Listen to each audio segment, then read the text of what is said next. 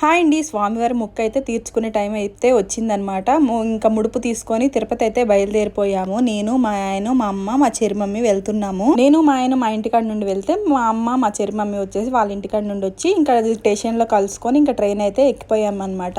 నేను మొన్నటిదాకా ఊర్లో ఉన్నాను. ఊరు నుండి వచ్చిన తర్వాత ఒక 2 days అయితే నాకైతే హెల్త్ అయితే బాగాలేదనమాట. ఇంకా తిరుపతి వెళ్ళి ఎలా మొక్కు తీర్చుకుంటాను ఏంటో అనేసరికి ఇంకా ముందు రోజు ఇంకా అంతా కొద్దిగా మంచిగా ఉందనమాట. ఇంకా తిరుపతి వెళ్ళే రోజుకి కొద్దిగా తగ్గింది. అనుకుంటున్నాను అసలు నేను లైన్లో ఉండగలనో లేదో అసలు. ఇంకా అంటే మనకు ఈ విఐపి దర్శనమే కానీ ఇంకా లైన్లో ఉండాలి కదా. చాలా మంది మనలాగే విఐపి దర్శనంకి వస్తారు. ఇంకా ఎలా ఉంటుందో ఏమో అనుకున్నాను. ఇంకా దేవుడి దయ వల్ల నా ఆరోగ్యం అయితే చాలా బాగా అయిపోయింది అనమాట. ఇంకా ట్రైన్ ఎక్కాము, ఇంకా తిన్నాము, తినేసిన తర్వాత ఇంకా పడుకున్నాము. ఉదయాన్నే స్టేషన్లో దిగాలి కాబట్టి తొందరగా పడుకున్నాం అనమాట. ఇంకా మా చెరిమమ్మ ఆడుకుంటుంది, చాలాసేపు పడుకోలేదు తను కూడా. తిరుపతి స్టేషన్లో దిగిపోయాము. ఇంకా క్యాబ్ అయితే బుక్ చేసుకున్నాము. కొండ మీదకి ఎలా వెళ్ళాము అనేది నెక్స్ట్ వీడియో పెడతాను. Bye bye.